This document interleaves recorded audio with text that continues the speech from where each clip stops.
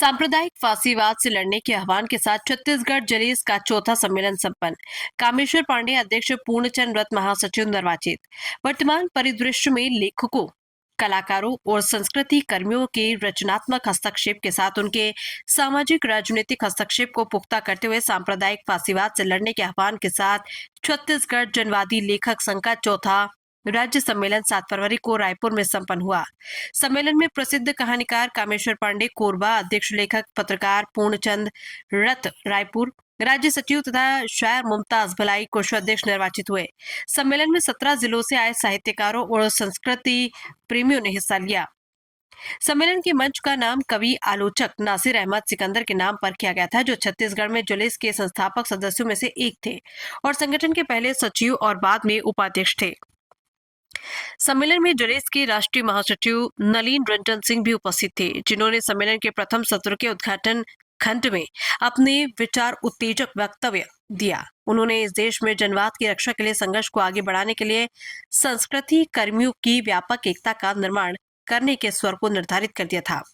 अपने वक्तव्य में उन्होंने वर्तमान समय में संविधान में निहित जनवादी मूल्यों और देश भर में प्रगतिशील संस्कृति कर्मियों पर हो रहे हमलों की तीखी आलोचना करते हुए भाजपा की दक्षिण पंथी सांस्कृतिक नीतियों और फांसीवाद विचारधारा पर तीखा हमला बोला और बताया कि किस तरह सत्ता में होने का फायदा उठाते हुए आरएसएस इस देश की सांझी संस्कृति और धर्मनिरपेक्ष जनवादी मूल्यों को तोड़ मरोड़ रही है, वैज्ञानिक चेतना को कुंद कर रही है, ताकि वे हमारे समाज पर पिछड़ी चेतना और वर्ण व्यवस्था को थोप सके। इस सत्र के विमर्श खंड में कारपोरेट पूंजी, सांप्रदायिक फांसीवाद और रचनात्मक प्रतिरोध विषय पर प्रसिद्ध आलोचक प्रोफेसर जयप्रकाश राजनाथ गांव तथा कहानीकार कामेश्वर पांडे ने अपना वक्तव्य रखा। उद्घाटन सत्र की शुरुआत सम्मेलन के लिए गठित स्वागत समिति की ओर से अरुण कांत शुक्ला और राजकुमार सोनी जसम के स्वागत भाषण और जनवादी लेखक संघ के निर्वर्तमान राज्य अध्यक्ष परदेशी राम वर्मा के अध्यक्षीय भाषण से हुई।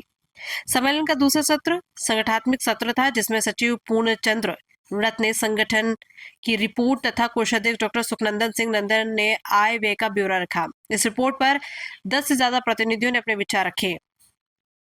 इसी सत्र में सर्वसम्मति से राज्य समिति का भी चुनाव किया गया, जो इस प्रकार है: अध्यक्ष कामेश्वर पांडे, उपाध्यक्ष डॉक्टर सुखनंदन सिंह नंदन रायपुर और भास्कर चौधरी कोरबा। एक पद महिला साथी के लिए रिक्त, राज्य सचिव पूर्णचंद रथ, उप सचिव राकेश बम्बोड, अजय चंद्रवंशी करवदा, नूतन लाल साहू गरियाबंद, कोषाध्यक्ष मुमताज, कार्यकारिणी सदस्य शेखर नाग, शिज्जू शकूर रायपुर, समयलाल विवेक करवदा तथा सोनिया नायडू दुर्ग। ऐसे सभी जिला सचिव अध्यक्ष जो कार्यकारिणी में नहीं है, राज्य परिषद के सदस्य होंगे। और रचनाकारों का दायित्व,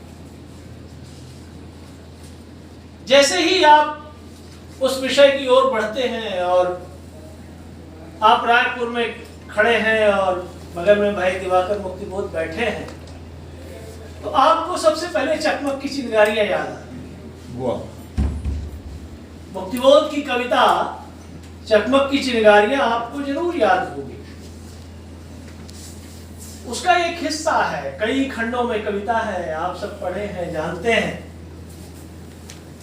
और वो जो कविता है, जिसका एक हिस्सा मुझे बहुत पसंद है, मैं उसी को उद्धृत करते हुए अपनी बात शुरू करूं।